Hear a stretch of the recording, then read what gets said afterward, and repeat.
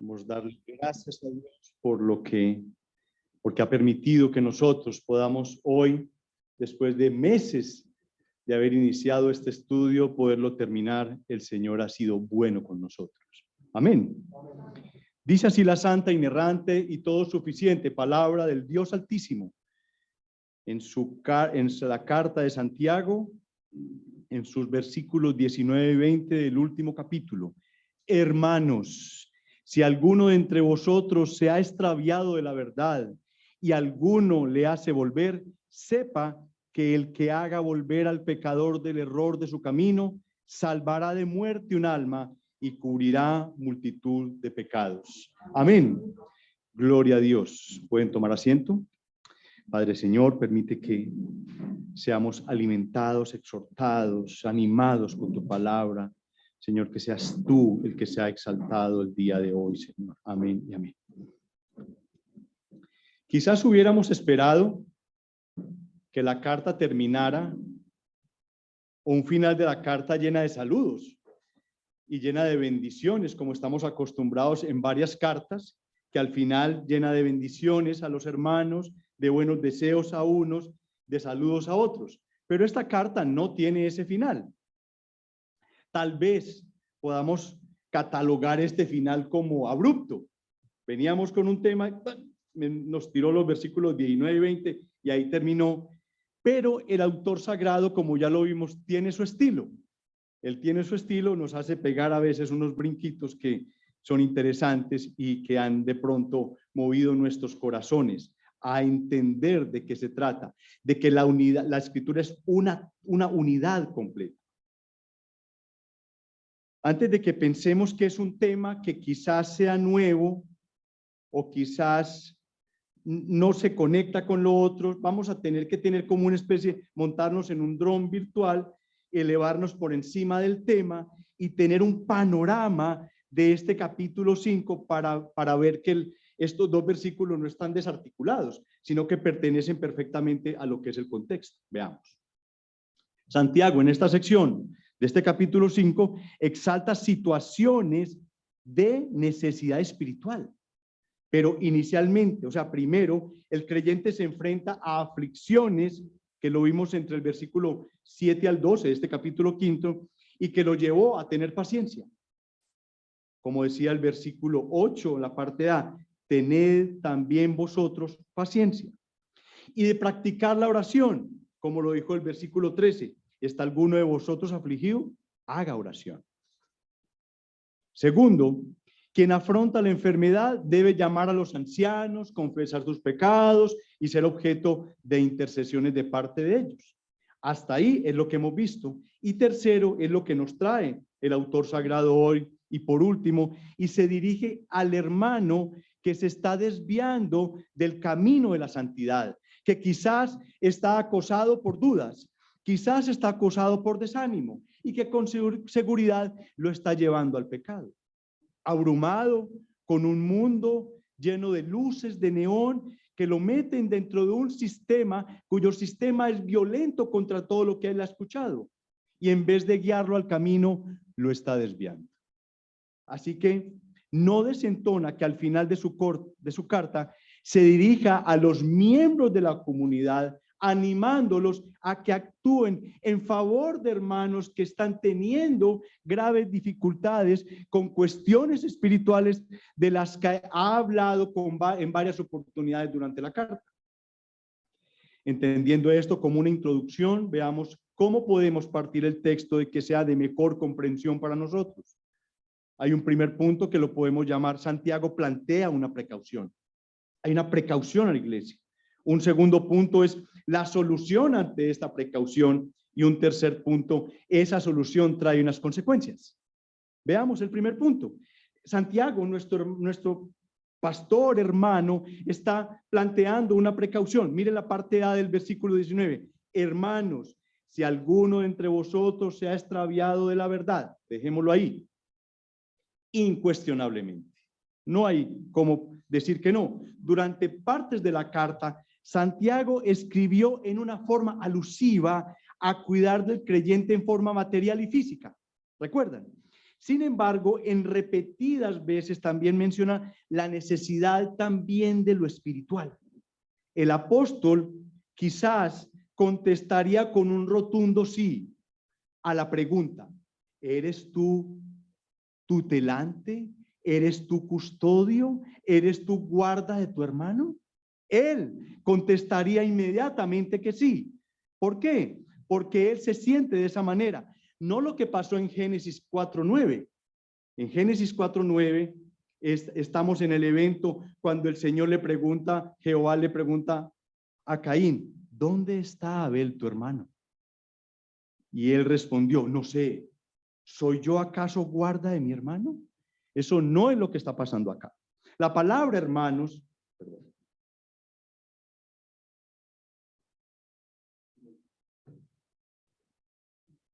del texto, usada repetidas veces a través de la epístola, tiene sin duda ya un síntoma, un tono muy pastoral. El apóstol se identifica plenamente con sus lectores a un nivel de íntima fraternidad. Lo que vamos a poner en práctica no es otra cosa que lo que nos están pidiendo aquí es amor fraternal entre nosotros. Si nosotros somos hermanos, si tenemos un mismo Dios por Padre, si lo que tenemos que hacer es amarnos y querernos los unos a los otros, debemos vernos como una familia, no vemos como personas separadas, unos por un lado, otros por otro, no, ni como desconocidos, como aquellos que tenemos, debemos vernos como aquellos que tenemos un Padre, una fe, un común bautismo, un único Salvador. Poseemos como si tuviéramos una misma sangre, un mismo corazón. Hay un vínculo que ha sido formado sobre nosotros por el Dios mismo. Él nos ha hecho el ser una familia de hermanos y hermanas en todo el mundo. Y hoy están entrando nuevos hermanos y nuevas hermanas a la familia. Amén. Así que esto es lo que vamos a hablar el día de hoy, de cómo nosotros como hermanos qué debemos hacer los unos por los otros. Los hermanos, todos nosotros tenemos una forma diferente de manejarnos. Y si Dios te ha hecho nuestro hermano por medio de la fe en Cristo y por medio de haberte salvado y adoptado en la iglesia del Señor, de esta manera nosotros debemos actuar, pero especialmente con aquellos que se han desviado de la verdad. El texto nos habla de dos posiciones de las cuales nos podemos alejar. Habla de la verdad y del camino en el versículo 20. La verdad nos habla de lo revelado por Dios en la Escritura, de su doctrina. Y el camino es la expresión de nuestra conducta, de cómo vivimos, de ese camino de santidad, de ese perseverar día a día. Verdad y camino. De eso está hablando Santiago el día de hoy. La verdad es todo lo que el evangelio implica. Esta verdad es algo que no solo se tiene que creer. La verdad no es solamente algo intelectual, sino también se tiene que poner en práctica. ¿De qué sirve que tengas tanto evangelio, tanta doctrina en tu boca, tanta doctrina en tu mente, si tu caminar y tu forma de actuar dice lo contrario de lo que tú dices que eres? A veces tu actuar grita tanto que opaca lo que tú dices.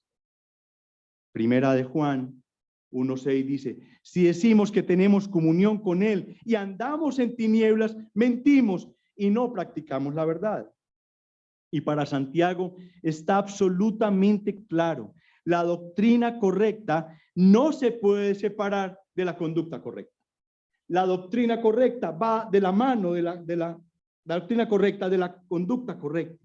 El cuerpo siempre tiene que caminar así como la mente le va diciendo que lo haga y lo que la boca confiesa. El que no vive así es carnal, dice la Escritura, es pecaminoso y de doble ánimo también. La verdad y la conducta. En realidad, estas son dos cosas que caminan inseparables. Porque la verdad cristiana no es solamente el conocimiento meramente académico, sino que lleva dentro de sí principios que deben ser vividos, que deben ser actuados. Si no, sería una palabra muerta. Santiago 1:22 dice: Dije, pero sed hacedores de la palabra y no tan solamente oidores, engañándoos a vosotros mismos. Ya nos había advertido Santiago acerca de eso. Y el comportamiento cristiano se debe derivar totalmente de esa verdad revelada.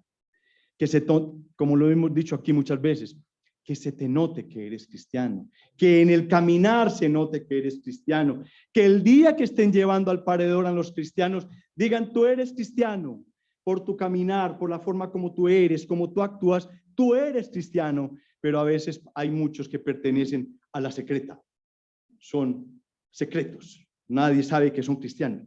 Yo soy cristiano, ay, llevamos 20 años trabajando y no sabía que eras cristiano, wow, qué rico, qué alegría. Notemos que Santiago se refiere a ser desviado de la verdad, es decir, alejarse del contenido de la base sobre lo que descansa nuestra fe cristiana. En el Nuevo Testamento, la verdad es personificada por Jesucristo. Él es la verdad. Esa verdad es algo que uno debe amar. Esa verdad debe uno obedecer.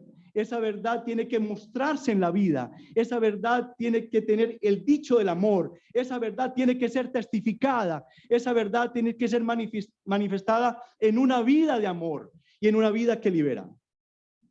Esa es la verdad. La verdad cristiana, en fin, es un don del Espíritu Santo enviado por Jesucristo. Pero con todo, es posible alejarnos. Con todo esto que hemos dicho tan bello, tan hermoso, que está en la Sagrada Escritura, es posible que nos quede alejarnos. Y si bien a causa de nuestras ideas erróneas, posiblemente también debido a nuestra impiedad y debido también a nuestra injusticia.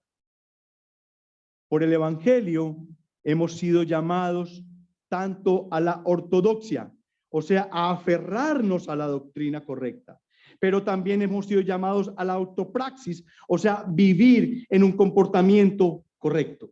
Eso tiene que ir de la mano, no puede vivir una sola. La iglesia ha tenido grandes problemas en su historia porque se ha enfocado más de un lado que del otro.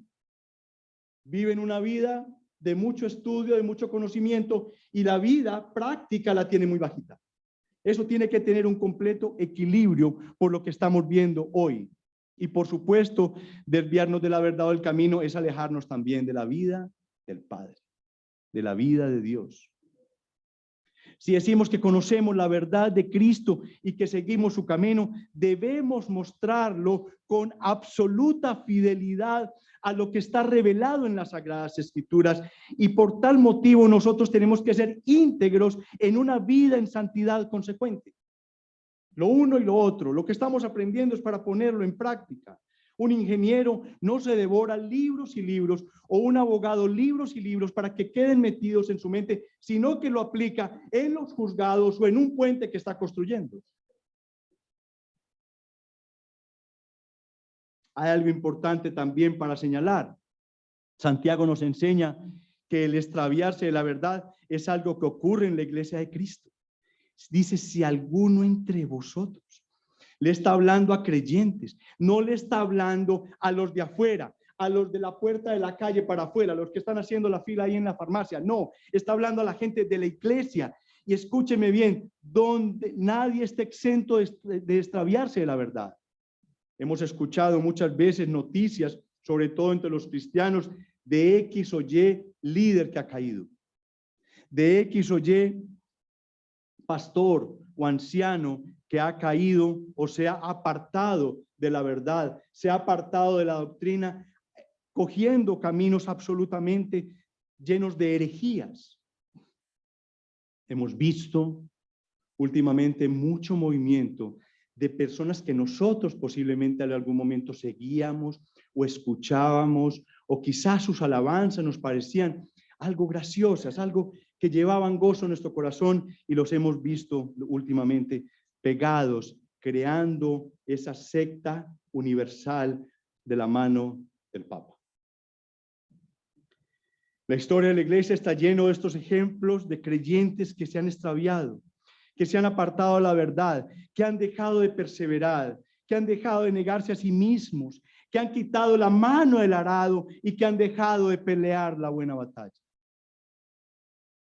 Y es posible que algunos de los que están aquí hoy, posiblemente mañana no estén. Y es posible que algunos de esas personas tengamos que salir corriendo a rescatarlos. Ninguno de nosotros puede decir, eso nunca me va a pasar a mí. No, yo estoy firme, yo he ido a la iglesia tantos años y etcétera, etcétera. Eso le puede pasar a fulano. Yo creo que a sutano, yo lo he visto como rarongo, yo creo que él le puede pasar.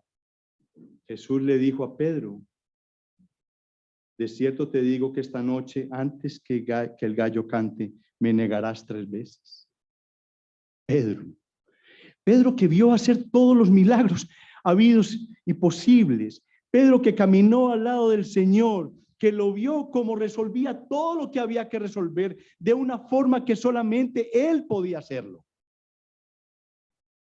Y lo negó 3 veces, no una. Posiblemente uno lo niegue la primera y la segunda, uy, ¿qué hice? No, vino la segunda y lo negó. Y ni siquiera con la segunda fue capaz de recapacitar y decir, ¿yo qué estoy haciendo? Si le dije a él que daba mi vida por él y en este momento ya lo he negado de veces. Y vino la tercera y lo negó.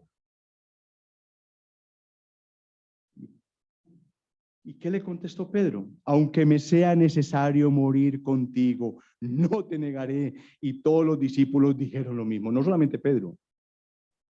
Y habría que ver la foto de la crucifixión. ¿Cuántos estaban ahí? ¿Dónde estaban? Daban su vida por él, por el maestro ahí. Él lo tenían ahí, daban la vida por él. Él sabía lo que les estaba diciendo. Y ni hablar de lo que pasó después, porque sería interesante pasar algún día por Emaús y tener ese recuento dentro de nuestras mentes de aquellos que estaban completamente desilusionados porque su líder, su maestro había muerto, todo se había acabado, no había nada que hacer. ¿Qué lleva a un creyente o a uno que supone creyente a desviarse de la verdad? El pasaje no nos dice, pero miremos en la Escritura unas posibles causas con las cuales uno que ha profesado su fe en Jesús se ha extraviado como oveja descarriada de la verdad. Me apoyo en un estudio de un amado pastor presbiteriano que estudié este tema y me pareció maravilloso la forma como lo enfocó. Vamos todos a Mateo 13, del 20 al 21, por favor.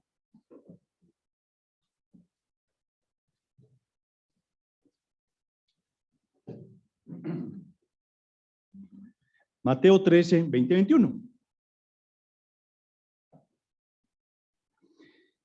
Estamos hablando ahí de qué. En ese Mateo 13, ¿qué hay? ¿La parábola de qué? Ah, muy bien. Y el que fue sembrado en pedregales, este es el que oye la palabra y al momento la recibe con gozo, pero no tiene raíz en sí, sino que es de corta duración, pues al venir la aflicción, la persecución por causa de la palabra, luego tropieza. Podemos discutir, pero era creyente o no era creyente. No, enfoquémonos en algo de la enseñanza. ¿Cuál era la causa de no perseverar? Estaba sufriendo persecuciones, estaba sufriendo aflicciones. Y esas aflicciones, sin Dios, sin poner una mirada en Él, sin buscarlo a Él, la fortaleza que Él nos puede suministrar, nos apartamos de la verdad. Esa persona aceptó el mensaje de Cristo, esa persona gozó con el mensaje de Cristo, quizás había venido a la iglesia durante varios meses, no dice que fue ahí mismo que fue atacado por las aflicciones y por las persecuciones, no, dice que estaba gozoso. Uno no se goza el primer día, uno el primer día se inquieta, pero el gozo lo había adquirido durante un tiempo, pero ese gozo era somero, era por encima, no había penetrado en el fondo de su alma, no había generado unas raíces de simiente de fe y por tal motivo él empezó a declinar, a caer. Su fe no estaba cimentada sobre la roca y cuando eso pasa, cuando viene la aflicción o esa persecución por el hecho posiblemente de ser cristianos, se aparta del camino, su fe se acorta y es de corta duración y se va extinguiendo y se apaga. Quizás la iglesia a la que le estaba hablando Santiago, a ese grupo de personas que estaban en la diáspora, ellos también eran perseguidos, era una iglesia perseguida, estaban en un exilio porque había arrancado una persecución, una muerte grande sobre los cristianos. Las cosas no eran fáciles. Tenían muchas y diversas aflicciones, como Santiago no lo contó en el capítulo 1. Si esas aflicciones no las colocamos en las manos de Dios, y nosotros, ahora que conocemos más de la doctrina, no nos colocamos la armadura de Dios, puede que sea la causa de que muchas personas se aparten de la fe. Las persecuciones, las aflicciones, hacen que la gente se aparte de la fe. Y no solamente la persecución es sacarte un arma y decirte, niega a Cristo si no te mato. Eso no es. La persecución también tiene que ver cuando te imponen doctrinas extrañas, cuando tú te adhieres más fácil al mundo que a Dios. Es que el mundo es atractivo. Si el pecado no fuera atractivo, si el mundo no fuera atractivo, la gente caía en pecado. No. A la gente le prohíben, porque tiene problemas de corazón, comerse ese chicharrón todo grasoso. Se lo prohíben. ¿Por qué? ¿El chicharrón es malo? Es delicioso. Pero te dicen, si te lo comes, el exceso de dulces en algunas personas es delicado. ¿Es malo el dulce? No. Por eso nuestra lucha es es dura, es difícil, porque estamos luchando contra cosas que son posiblemente para nuestro paladar, para nuestros ojos, para nuestra mente muy agradables. Segundo punto, dice aquí, vamos a primera de Timoteo 1, 19, 20. 1 Timoteo 1, 19, 20.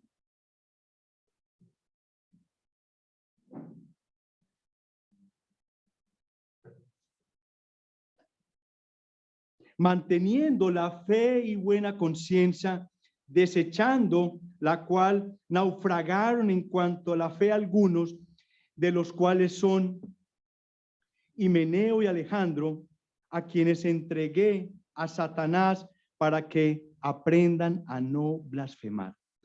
Tenemos aquí unos líderes, unos ancianos de una iglesia que se extraviaron, se salieron de la fe, como dice Pablo, naufragaron, como si fueran en un barco, se hundieron, naufragaron en ese barco de la fe. La causa, ellos se apartaron de la verdadera doctrina bíblica, no mantuvieron su fe ni tampoco una buena conciencia y como consecuencia dejaron de luchar contra el pecado, dejaron de poner la mano en el arado, no confesaron sus pecados, sino que se fueron llevando, fueron acumulando en sus mentes aquella cosa que después, más adelante, los hizo caer en esa desgracia de la que dice Pablo. Tuvieron dudas acerca de su fe y en vez de trabajar con ella, dejaron que esa incredulidad, que eso nacía como esa pequeña semillita en sus mentes, fuera creciendo y los dominara. Y el resultado es el caso de estos líderes que posiblemente, por lo que dice el texto, fueron excomulgados de su iglesia y, como dice Pablo, a quienes entregué a Satanás para que aprendan a no blasfemar. Estas cosas no son que nacieron hoy. Hoy nació un blasfemo. No, eso va de a poquito. Algunos hermanos empiezan a descuidar de a poquito su vida espiritual. Posiblemente ya no volvieron a coger la Biblia como la cogían antes. Tenían un estudio que venían haciendo y de un momento a otro quizás empezaron a ver alguna novela que les gustó y se quedaron más bien con la novela, o quizás entraron en alguna actividad deportiva, lúdica, etcétera, etcétera, y de pronto fueron corriendo y estrechando aquellas cosas bíblicas y la fueron dejando a un lado. Es que estoy haciendo las tareas de las hijas, y las tareas de las hijas son muy importantes. Es que tengo que hacer el almuerzo la comida para mañana, y eso es muy importante, porque no, mañana ¿qué vamos a comer? ¿Qué coca vamos a llevar? Dejaron de negarse a sí mismos. Esa lucha que tenemos que tener con el pecado es diaria. Es que el pecado no es que ataque de jueves, viernes y sábado. No, el pecado ataca todos los días. Esta tarde nos va a atacar el pecado. Esta tarde, después de salir de aquí. A veces aquí parecemos santos y levitamos, entramos y salimos por esa puerta como si nosotros fuésemos. Esas personas que descuidan, que dejan, que abandonan, que son inconstantes, inclusive en la asistencia a la iglesia. Dios, si es la palabra de Dios, si hay una presencia del Espíritu Santo aquí entre nosotros, y para nosotros es muy fácil decir, yo me levanté hoy como, hoy está chispeando. En el techo siento que está chispeando, quizás no vaya porque tengo como una ronquerita. Quizás tengo un contrato de trabajo interesante, pero son 2 o 3 horitas. No, yo quizás por internet lo puedo ver, quizás ahí puede haber lo mismo que se está escuchando allá. No. Y ya pasó el tiempo de la pandemia. Y ahí no hay ninguna excusa para estar presentes en la iglesia. Absolutamente ninguna excusa. Tercero, en última instancia, la causa es el pecado. Amó más el mundo que las cosas de Dios, amó más al pecado, dejó de relacionarse genuinamente con Dios, lo cual es la condición del creyente, es delicado y muy pecaminoso. Dejó de luchar con las tentaciones, llevándolo al pecado, puso su trabajo, sus ídolos, primero antes que el reino de Dios, lo cual también es pecado. A lo cual tenemos que preguntarnos, ¿qué estamos haciendo para preservar nuestra alma y mantenernos en el camino correcto? Parece una pregunta como, pero a estas alturas, todo lo que llevamos en la iglesia, esa pregunta no estoy haciendo mucho. Hazte la pregunta, ¿de verdad qué estás haciendo para eso? ¿Cómo está tu lucha contra el pecado, contra el desánimo, la pereza, el error doctrinal, las tentaciones y el amor a esas luces que tiene el mundo? Unas luces de neón que cada día son más atractivas, más titilantes y que llaman nuestra atención, y nuestros ojos ya no están puestos los ojos en Jesús, el autor y consumador de la fe, sino en esas luces que nos llaman. Un mundo atractivo que cada día lo hacen más fácil de coger a 3 o 4 clics en un computador. Hermanos, si esto está pasando en medio nuestro, ¿cuál debe ser entonces nuestro deber? Traer una solución. Hay que buscar una solución. ¿Cuál solución? Dice Santiago en el segundo punto que hemos considerado, la solución ante esta precaución. Y dice así la palabra: y si alguno le hace volver, sepa que el que le haga volver al pecador del error de su camino, sepa que el que haga volver al pecador del error, hay que volverlo, hay que traerlo. Cualquier miembro de la iglesia, no es solamente los líderes o el pastor, todos debemos preocuparnos por las necesidades espirituales del hermano en la fe. Todos, no solamente el pastor. A veces llegamos acá, entramos y de un momento a otro desaparecemos. Tenemos que preocuparnos por el hermano, por los miembros. Es que somos hermanos. El que está al lado tuyo, Cristo murió por él. Tú tienes que preocuparte por él. ¿Qué está pasando por él? Con él. Si alguno de la congregación se aleja de la verdad y cae en esas trampas de Satanás, un miembro debe estar atento para rescatar al extraviado. Y si no lo hacemos, Dios nos puede considerar responsables. Y vamos a esta porción de la Escritura que considero otra de las porciones de la Escritura como duras, y que nosotros quizás la leímos o pasamos por ahí corriendo en nuestra lectura, porque he leído la Biblia 14 veces. He pasado rápido por ahí corriendo y no tuve el discernimiento necesario para parar ahí en Ezequiel capítulo 3, versículo 17, hasta el 20, hasta el 19. Miren la sentencia que hay ahí.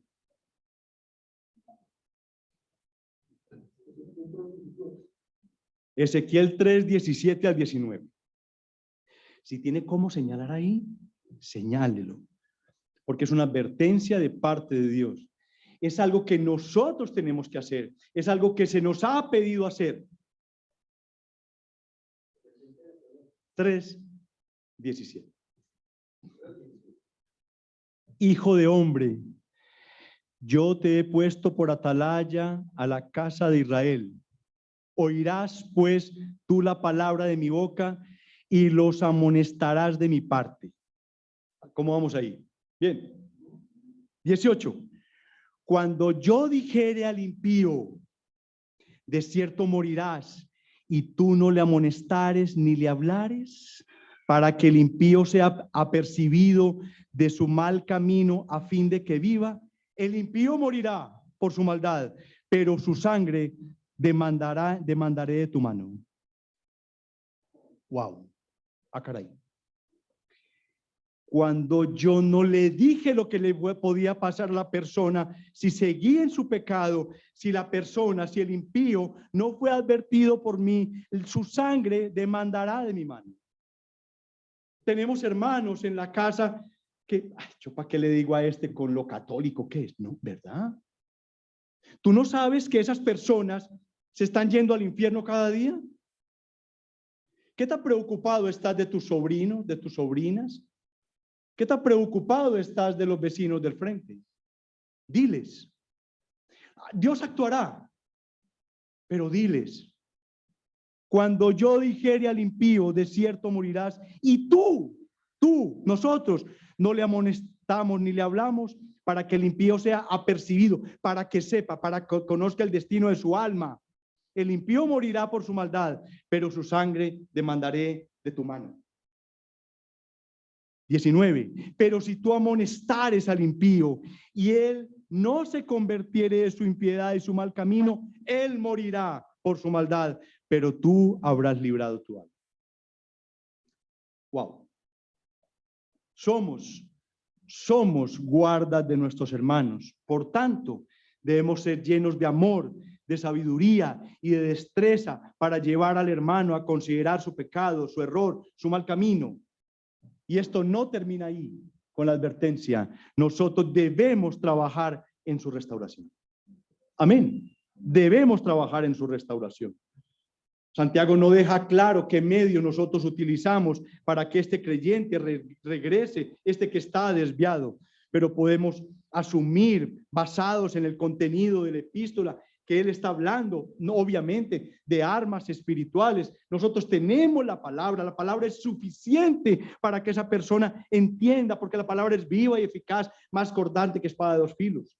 Y la oración, vimos la oración durante estos últimos domingos, y el Señor nos trajo el ejemplo de Elías. Y tercero, el ministerio del Espíritu Santo. No minimicemos el poder del Espíritu Santo y el poder de la oración cuando veamos que un creyente está en esas dificultades. Tenemos que usar estas armas, practicar esa fe viva y consecuente con el hermano necesitado. Debemos nosotros, todos nosotros, los que estamos aquí, cuidarnos los unos a los otros. Esto es posible. Esto es posible porque si el Señor lo dice es porque es posible. Hay que orar, sí, pero también hay que llamarlo.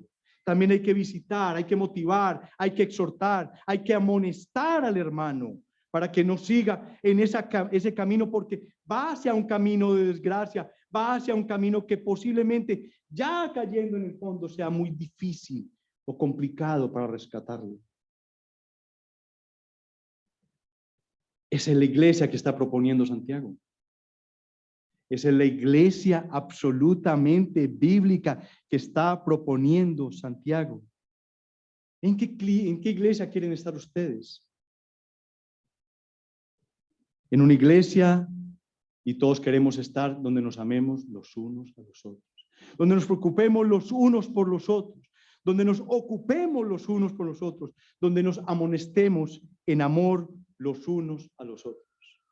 Romanos 15:14 dice: pero estoy seguro de vosotros, hermanos míos, de que vosotros mismos estáis llenos de bondad, llenos de todo conocimiento, de tal manera que podéis amonestaros los unos a los otros.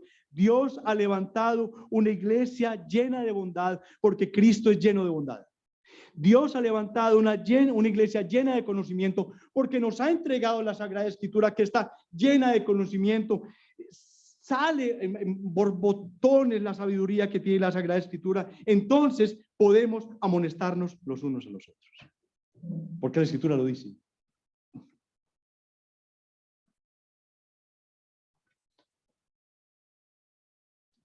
Somos llamados a amonestarlos los unos a los otros, de estar llenos de bondad y conocimiento, o sea, sabiduría, con amor y con mucha paciencia, pero con mucha sabiduría. Todos necesitamos la iglesia porque es el medio. La iglesia es el medio que Dios ha utilizado para mantenernos en el camino de la verdad. La iglesia es el medio que Dios ha creado y ha utilizado para que nos mantengamos en ese camino que debemos caminar. No es fuera de ella. Es que yo he leído mucho. Es que, mira, he leído 14 libros. He leído 25 veces la Biblia. No, la iglesia es el medio que Dios utiliza para mantenernos en el camino de la verdad. La perseverancia de los santos también debe ser mirada dentro del contexto de la iglesia. Una persona persevera es mirada dentro del contexto de la iglesia. ¿Contra qué te vas a comparar? Por eso la comunión de los santos en la iglesia es buena y deliciosa. Vamos al Salmo 133, versículo 1. Miren lo que les voy a decir. Salmo 33, 1. Y de ahí brincamos al versículo 3. Salmo 133, 1. Y de ahí brincamos al versículo 3, la parte B.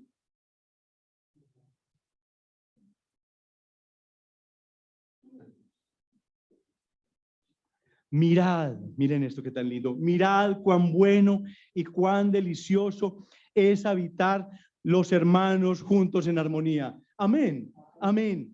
Versículo 3 en la parte B. Porque allí ¿qué? Jehová ¿qué?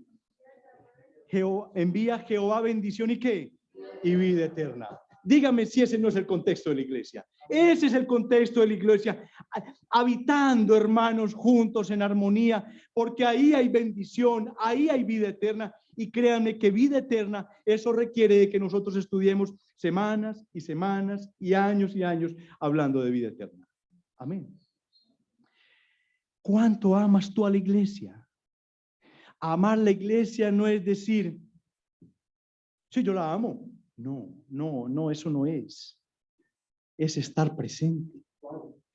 Es apoyarla económicamente. Es ayudar en su limpieza. Es sentarse a aprender. Es usar los dones que Dios te ha dado en la iglesia. Es tratar con amor, con cariño a los hermanos. La iglesia, ya lo hemos visto aquí, nuestro hermano Esteban nos habló de la iglesia y vimos un par o tres, tal vez tres enseñanzas acerca de la iglesia, donde nos quedó absolutamente claro lo que era el tema de la iglesia y lo que Dios quería de la iglesia. Y para terminar este punto, creo que todos aquí tenemos que darle gracias a Dios por hermanos que no eludieron su responsabilidad y se nos acercaron con palabras de reprensión y ánimo cuando de pronto estábamos caminando por abismos en los cuales pudimos haber caído. A todos nos llegó alguien, un hermano, mira hermano, por ahí no es, mira, quizás venga, hablemos. Gracias Dios, porque pusiste a personas obedientes a que hicieran eso y llegaron ante nosotros y nos quitaron de ese abismo donde pudimos haber caído. Lo interesante del caso presente es que Dios nos da razones y motivos para cumplir. ¿Cuáles son? Versículo 20. Salvará de muerte un alma. Salvará de muerte un alma y cubrirá multitud de pecados. ¿Quién es el buen pastor? ¿Cuántas ovejas dejó allá en el guardaditas para ir por cuántas? Dejó 99 para ir por cuántas? Por una. De eso estamos hablando. Estamos seguros que esa única oveja se extravió. ¿Era oveja, sí o no? ¿Era cabrito? No. ¿Era qué? Oveja. O sea, sabía que las 99 estaban bien ahí, no se iba a volar ninguna de ellas, pero nosotros sabemos lo que son las ovejas, ¿cierto? Las ovejas son especiales. Sí, especiales, sí. Dejándonos este ejemplo de cada oveja del rebaño es muy importante. Debemos hacer esto todo lo posible por buscar a esa oveja, a esa alma que está por ahí. Esa misma actitud motivó al rey David a prometerle al Señor, después de lo que le pasó al rey David, al hombre conforme al corazón de Dios, que se volvió un mal gobernante, que se volvió un promiscuo, que se volvió un asesino. El rey David, conforme al corazón de Dios, y le prometió a Dios que le ayudaría a rescatar a los extraviados. Salmo 51:3. Leámoslo para que vean que sí, que es cierto lo que estoy diciendo.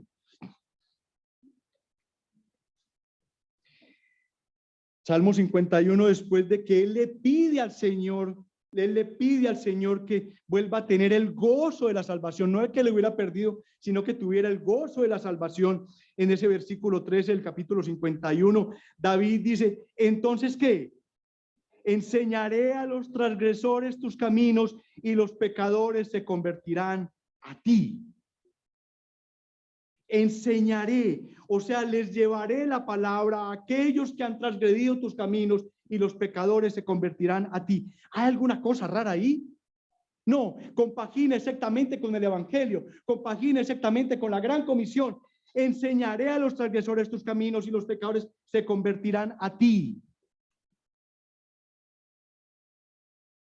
Afuera de las puertas de la iglesia hay una multitud inmensa de personas atrapadas por el pecado e incapaces de alejarse de ese camino de destrucción.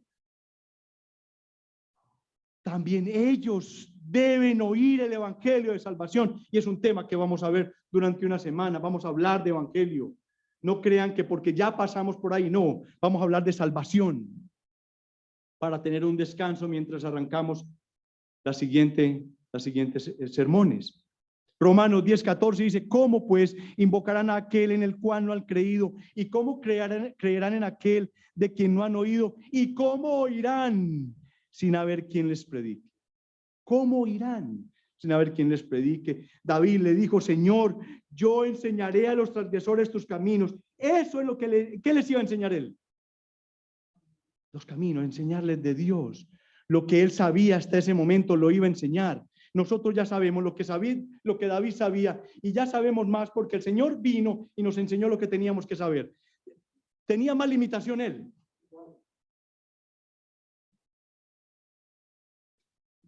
Cuán hermosos son los pies de los que anuncian la paz, de los que anuncian buenas nuevas.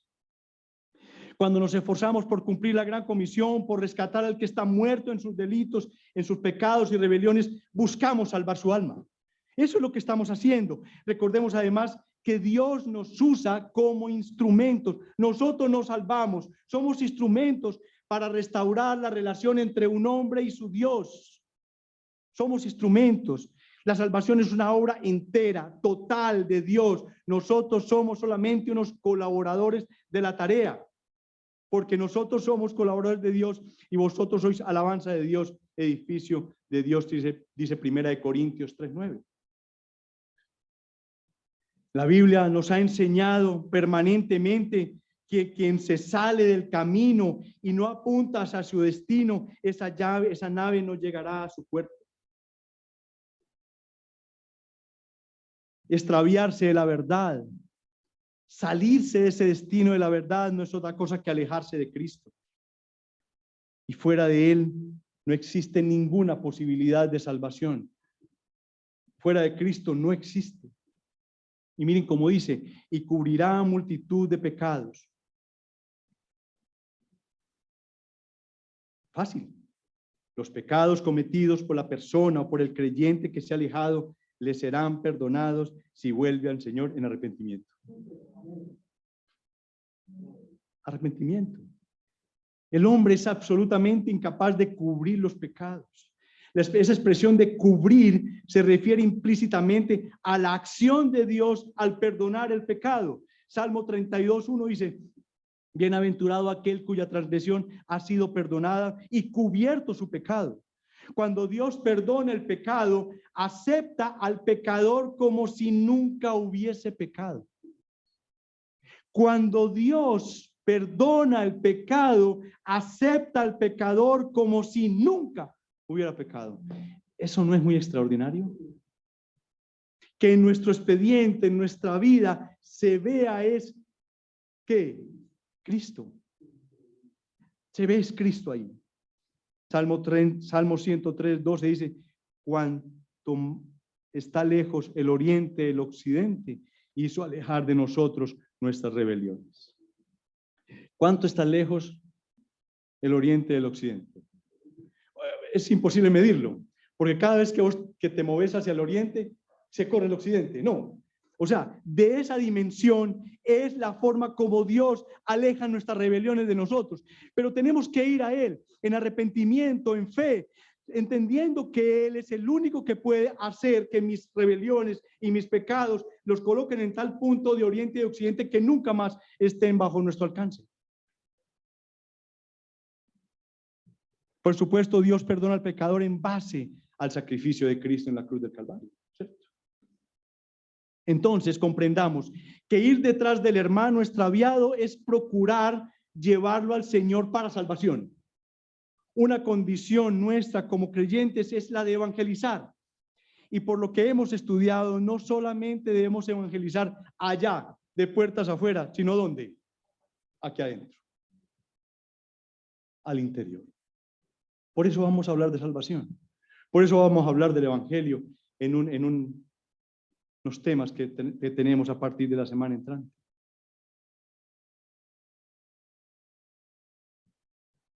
¿Quién puede salvar de la muerte a un alma o cubrir sus pecados? ¿Quién? Solo Dios.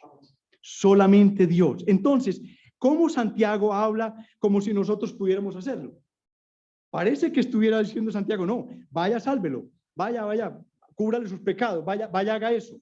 Vamos a entender eso. Miren cómo dice un comentarista que me pareció muy acertado cómo él lo manejó. Por la misma razón, cómo Santiago habla como si nosotros pudiéramos hacerlo. Miren cómo dice este comentario. Por la misma razón por la que nos dice que podemos hacer volver al pecador del error a su camino. O que Elías, ¿se acuerdan de Elías? Lo vimos la semana pasada. O que Elías hizo cesar y comenzar de nuevo la lluvia. ¿Por medio de qué? Las oraciones. Por medio de las oraciones. Todas estas acciones pertenecen solo a Dios. Pero las Escrituras nos enseñan que Él actúa cuando su pueblo ora y ejerce su fe. Amén. Y nuestro privilegio, como lo dije ahora y como lo dice la Sagrada Escritura, es servir de instrumentos de salvación en manos de un Dios absolutamente poderoso. Nosotros cuando le predicamos el evangelio a alguien, no estamos solos. Tenemos a quien detrás, que nos está ¿qué? Respaldando. Él está respaldándonos porque Él nos coloca en esa tarea. Él nos deja solitos. A ver cómo le va a a ver. Y para terminar, de la misma forma que Mateo concluye ese precioso evangelio en una llamada a la evangelización que hemos llamado ¿qué? La Gran Comisión, así terminó Mateo en sus versículos 19 y 20. Nuestro hermano Santiago, que me encantaría conocerlo y voy a pasar muchos años y miles de años hablando con él acerca de su epístola, con una llamada, él terminó su epístola con una llamada a evangelizar la iglesia en su interior, a buscar, a salvar a los perdidos que hay en ellas. Desafortunadamente puede haberlos. Amén. William Waslom Howe de manera poética expresó esta verdad. Al cautivo, liberar. Al extraviado, traer. El camino de vida y paz, enseñar. Eso es como Cristo procede. Amén. Ahí terminamos ya esta preciosa carta. Creo que la iglesia ha disfrutado de su estudio, hemos disfrutado. Yo la he disfrutado mucho, ha habido muchos retos. Ha habido momentos duros, difíciles en su estudio, porque el Señor de una manera especial, me ha ayudado. Él sabe que le he agradecido toda mi vida por aquellos grandes autores que apoyan a personas que de pronto no tenemos toda esa sabiduría que tienen otros.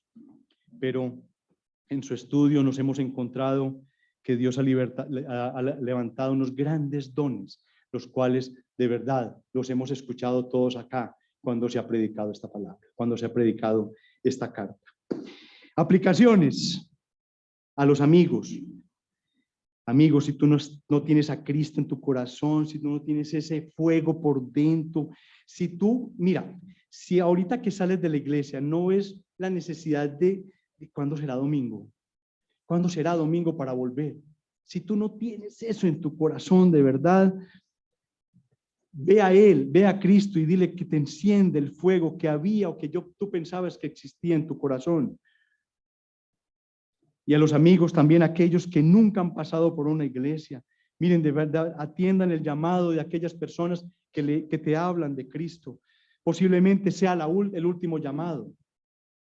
No lo sabemos. Es muy fácil cerrar los ojitos aquí definitivamente y abrirlos en la eternidad. Muchas personas hoy, en este momento, están llegando al infierno. En este instante, terminando de predicar esto, muchas personas están cayendo. Cerca de, creo que son 150,000 personas mueren diario en el mundo. La mayoría de ellos están yendo al infierno. La mayoría de ellos. Nosotros tenemos una inmensa responsabilidad. Recuerde que Dios habló de nuestras manos y de sangre. Para los niños, pídanle a Dios por familiares que han estado acá y que no regresaron. Por personas que estuvieron con nosotros, conocieron el Evangelio, se han vuelto rebeldes a Cristo y se han dejado llevar más por esas luces de neón del mundo, por esas religiones de dioses muertos, de ídolos. Pídanle los niños para que sus familiares regresen a la iglesia. Y para la iglesia, yo sé que nosotros estamos en un mundo y una situación de mucho ajetreo, de mucho trabajo, estudiamos, el día a día es absolutamente complicado, uno hace una agenda, cada día uno recorta más la agenda de lo que va a hacer al siguiente día y no se cumple. ¿A quién no le pasa eso?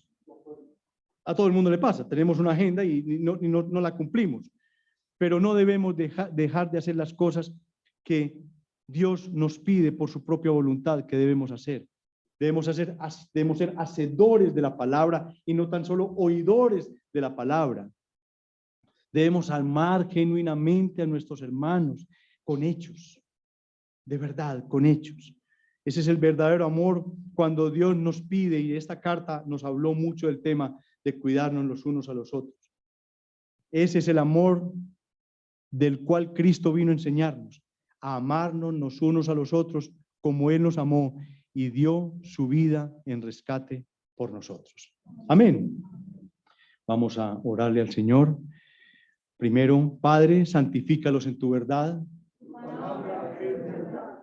Orémosle al Señor. Padre, gracias.